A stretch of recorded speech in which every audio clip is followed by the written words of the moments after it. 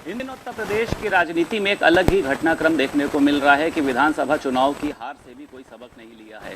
2024 में लोकसभा चुनाव होने हैं, उसको लेकर विपक्ष अलग अलग दलों के पास जा रहा है, तमाम तरीके की मुलाकात कर रहा है कि प्रधानमंत्री मोदी को किस तरीके से रोका जाए। इसी में हमारे साथ बात करने के लिए मौजूद हैं, अपने बयानों से हमेशा मुखर रहते हैं सुखदेव पार्टी के राज्य अध्यक्ष ओम प्रकाश राजभर। ओम प्रकाश राजभर जी एक से मुलाकात की है। इसके मायनों को अगर आपसे समझा जाए, आप एक बड़े जो जमीनी नेता रहे हैं, क्या मायने हैं सर इसके? कुछ मतलब नहीं है। अभी समाजवादी पार्टी के ने बयान दिया कि अखिलेश यादव जी प्रधानमंत्री बने। आम आदमी पार्टी के एक सांसद ने बयान दिया कि केजरीवाल जी बनेगी। तृणमूल कांग्रेस की ममता जी बनेगी। उधर शरद पवार जी अलग ललकार रहे हैं, वो तेलंगाना अलग ललकार रहा है। इतने अलग अलग जैठे मुंडी तठे पिंडी। क्या लग रहा है राजभर जी, प्रधानमंत्री जो हमारे बने हैं, या आपको क्या लगता है? देखिए, वर्तमान में माननीय नरेंद्र मोदी जी प्रधानमंत्री हैं। वो अपना काम धरातल कर रहे हैं। आई झूठ है, घूम घूम के खाली गोल बना रहे हैं। मैं कल से परसों से देख रहा हूँ, या सरकार बनने के बाद से देख रहा हूँ, इनके सरकार के सभी मंत्री फील्ड में जनता के बीच में हैं। 75 जिले, 25-25 डिप्टी सीएम और सीएम को दे दिया गया है जिला के आपको देख रेख में संगठन का काम। यहाँ भारतीय जनता पार्टी सरकार और संगठन आरएसएस के सिंधु परिषद बजरंग दल। ये मन इतना पिघल कैसे गया आपका? ये तो मन पिघलता है। हम यही बतिया तो अखिलेश जी से कह रहा हूँ कि आप संगठन बना करके क्या उखाड़ लोगे जब तक नहीं करोगे। स्वीकार किया ना कल अखिलेश जी ने कि हमारे बूथ सही नहीं है। हम इसी बतिया को न कह रहे हैं। भारतीय जनता पार्टी अपना बूथ मजबूत कर रही है और आप क्या कर रहे हो? आप अपना गोल बना रहे हो। कभी दिल्ली जाके बतियाओगे तो कभी पटना बतियाओगे, तो वहां से बूथ मजबूत होगा। अखिलेश यादव तो कह रहे हैं कि मायावती अपनी उसमें बैठी रहती हैं, एसी में बैठी रहती हैं। ई क्या कर रहे हैं? ई क्या कर रहे हैं? ई कहाँ है? ई काहे नहीं बुथवा अपना सही करते हैं? और ये बहुत ही ऐसी हैं पिछड़ों के, तो 69,000 शिक्षक भर्ती, 68,500 शिक्षक भर्ती में राष्ट्रीय पिछड़ा वर्ग आयोग, उत्तर प्रदेश सरकार और हाई कोर्ट ने कहा कि इनके आरक्षण में घोटाला हुआ है, अनियमितता पाई गई है। उसके लिए क्यों नहीं मुख्यमंत्री के यहाँ जाकर के मिल के बैठ के बताते कि ये अनियमितता, इसको ठीक करो? मायावती जी क्यों नहीं जाती हैं? खाली मायावती अखिलेश तुम भाई दोनों लोग लड़ोगे आपस में, समाज का नुकसान कर रहे हो। समाज के जो 19,000 पद आरक्षण से अनियमितता में बच्चे भटक रहे हैं, दर दर ठोकर खा रहे हैं, आप उनके विषय में नहीं सोच रहे हो। आप खाली मायावती हुआ है तो आप कहाँ जाते हो? ये सब डरामा समझा करके सिर्फ वोट लेने की बात करते हैं, गुमराह करने का काम करते हैं। राजभर जी बात करते हैं, अगर आप एक बड़े नेता रहे, आप इस तरीके से सदन में या बोलने आए हैं, आपकी बात करी जाए, आप कहाँ पर हैं? क्योंकि इसमें जो आपका प्रेम मैंने देखा है वो बीजेपी पर दिखाई दे रहा है, खासतौर से मोदी जी पर दिखाई दे रहा है। आप बीजेपी में भी जा चुके हैं, फिर वहाँ से आप सपा में भी जा चुके हैं। कहीं ऐसा तो नहीं है कि घर वापसी की कुछ तैयारी चल रही है, कुछ इस तरीके का एक पूरी योजना बनाई जा रही है?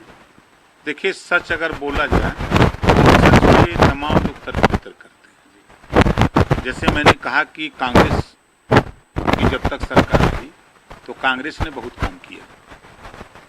बसपा गवर्नमेंट थी, आप अगर लखनऊ में 4 बाग स्टेशन पर चले जाइए तो कांग्रेस की देन है ना। आप 10-90 आ जाइए, आपको मायावती जी का काम नजर उठा के देखिए दिखेगा। थोड़ा सा नीचे जाइए, गोमती रिवर फ्रंट, आपको अखिलेश जी का काम दिखेगा।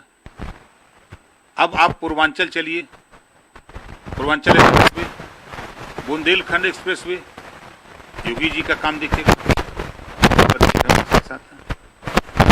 आप बताएंगे कि आपको क्या लग रहा है कि अच्छा 2024 की देखिए बात कर लेते हैं। उससे पहले निकाय चुनाव भी हैं। निकाय चुनाव पे भी बीजेपी कह रही है कि हम 70 से 70 सीटें देख रहे हैं। तो इतना कॉन्फिडेंस पार्टी में है, संगठन को लेकर है, विपक्ष जो है वो अभी घर से ही नहीं बाहर निकल पा रहा। यही तो बात है, यही तो मैं कह रहा हूँ कि सुहेल देव भारतीय समाज पार्टी 25 करोड़ आबादी में जो जातियां रहती हैं उन जातियों के बीच में हम काम कर रहे हैं और 25 तारीख से 26 सितंबर से हम सावधान यात्रा निकाल रहे हैं।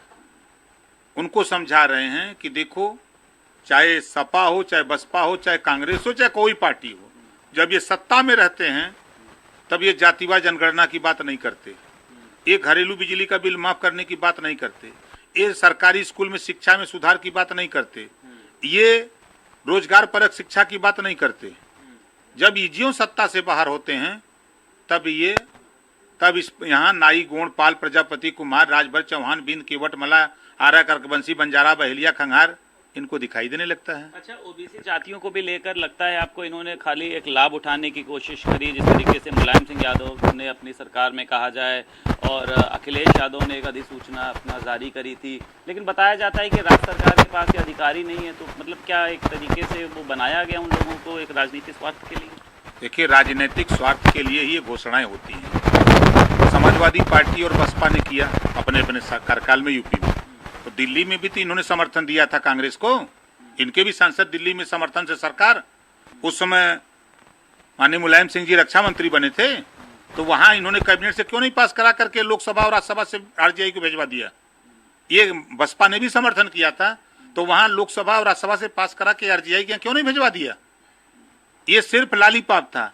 आज बीजेपी ने इसको पास किया जैसा कह रहे हैं, तो दिल्ली से पास क्यों नहीं करा दिए, आरजीआई के लोकसभा राज्यसभा से पास करा क्यों नहीं कर देते। अखिलेश यादव को, उनको केशव प्रसाद मौर्य को मुख्यमंत्री बनाए दे रहे हैं, वो तो कह रहे हैं कि आप 100 विधायक हमारे पास ले आइए और हम आपको मुख्यमंत्री बना देंगे। क्या वजह देख रहे हैं, क्या बेस है उनके पीछे? हमें मिलता ना कि बाबू होतन तो वो 2 पूड़ी लेतन, वो तो खुद नहीं बन पावत हूँ, वो दूसरे के का बनाई है। और समाजवादी पार्टी की 4 बार सरकार थी, तब आपको राजभर याद नहीं आया, मौर्य याद नहीं आया, चौहान, बिंद, केवट, मल्ला, पाल, प्रजापति, पटेल याद नहीं आया, राजपूत, ब्राह्मण याद नहीं आया कि इनको भी मुख्यमंत्री बना दिया जाए। 4 बार में यादव ही बना है ना। आज किस मुंह से कह रहे हैं? जब उनको चार्ज मिला, सरकार आई, तो उसी समय कहना चाहिए था कि नहीं भाई अब मौर्य बनेगा, यादव बन चुका है, ये कहना चाहिए। इसी नाते ओम प्रकाश राजभर ने कहा कि एक साल का मुख्यमंत्री बनाओ, 1 साल में 4 डिप्टी सीएम, 5 मुख्यमंत्री, 5 डिप्टी सीएम, 5 साल में 5 सीएम और 20 डिप्टी सीएम बनाओ 20 जाति को। ये खाली जब सत्ता मिल जाएगी तब कोई न लौकी, तब पद से बैठ जाइए कुर्सी पर, तब मौर्य के न लौकी। अच्छा, मुख्यमंत्री योगी आदित्यनाथ की बात करी जाए, तमाम जिलों के दौरे कर रहे हैं, आज भी मऊ पहुंचे हैं, करोड़ों रुपए की परियोजनाएं जो हैं धरातल पर ला रहे हैं, लेकिन अगर ओम प्रकाश राजभर की बात करते हैं मुख्यमंत्री योगी आदित्यनाथ को लेकर, क्या अंदर से क्या निकलता है, कितना सॉफ्ट कॉर्नर है? मोदी जी को तो तारीफ सुन ली हमने। नहीं, देखिए, मेहनत में चाहे अखिलेश जी हों चाहे मायावती जी हों, इनसे लाख गुना वो आदमी मेहनत कर रहा है, उसको कोई नहीं नकार सकता। जिस मुख्यमंत्री की कुर्सी पर बैठ करके वो काम कर रहे हैं, जिस तरह मेहनत कर दौड़ रहे हैं, अखिलेश की तरह एसी में नहीं बैठ रहे हैं, मायावती की तरह एसी में नहीं है। इस नाते वो 70 सीट जीतने की गारंटी रख रहा है आदमी। अब इसको तरफदारी समझ लीजिए चाहे कुछ समझ लीजिए, हम यही बतिया विपक्ष को समझाते हैं कि भाई आप लोग भी निकलो, चलो धरातल पे, जहां वो काम कर रहे हैं वहां आप भी तो जाओ, लेकिन आप जाओगे नहीं और जीतने का सपना रखोगे और टीवी पर आओगे तो कह दो कि हमारा बूथ कमजोर है, तो जीतोगे कैसे? सही बात है, जब लड़ोगे नहीं तो फिर जीतोगे कैसे? तो कुछ है मुख्यमंत्री योगी आदित्यनाथ से अपने कुछ मुद्दे हों आपके ऐसे जिनको लेकर आप मुलाकात करना चाहें, समय मांगा हो, कुछ इस तरीके की बातें? देखिए, मैं हाई कोर्ट ने एक फैसला दिया है, भर राजभर को अनुसूचित जनजाति में शामिल कर दिया जाए। उस आदेश की कॉपी को लेकर के मैं खुद सीएम से मिला हूं और गृह मंत्री से भी मिला हूं कि ये कोर्ट के आदेश का इसका पालन करा दीजिए। मानसून में बता रहे हैं कि कुछ शायद पास भी कराया जा सकता है, मानसून सत्र 19 सितंबर से शुरू हो रहा है। सुनते हैं लेकिन होता नहीं है कुछ। कारण जान लीजिए, बाधक फिर अखिलेश मायावती बन जाएंगे। ये तुरंत कहेंगे कि इनकी 17 जातियों की आबादी, इनकी आबादी बता दो, तो आबादी तब आएगी जब जातिवार जनगणना होगी, मामला फंस जाएगा। मायावती जी कहेंगे कि एससी में शामिल तब करो जब इनका कोटा लेके आओ, तो दोनों तो खुद बाधक हैं, दोनों खुद बाधक हैं, तो कैसे जाएंगे? ये ले आएंगे, वो नहीं करने देंगे, वो ले आएंगे, ये नहीं करेंगे।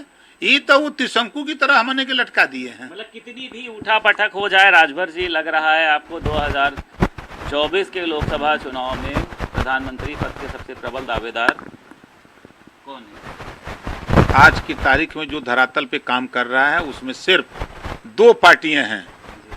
देश की सत्ता की पार्टी भारतीय जनता पार्टी पूरे देश में काम कर रही है और धरातल पे हम घूम रहे हैं 2 प्रदेश में, बिहार और यूपी। ना बसपा दिखाई दे रही है, ना सपा दिखाई दे रही है, ना आरजेडी, ना जदयू।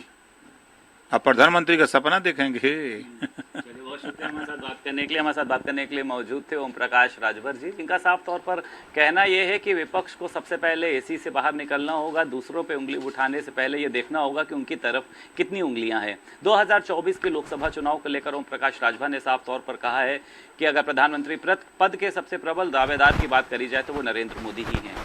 लखनऊ से वीडियो जर्नलिस्ट अमीश के साथ संदीप खेर, भारत समाचार।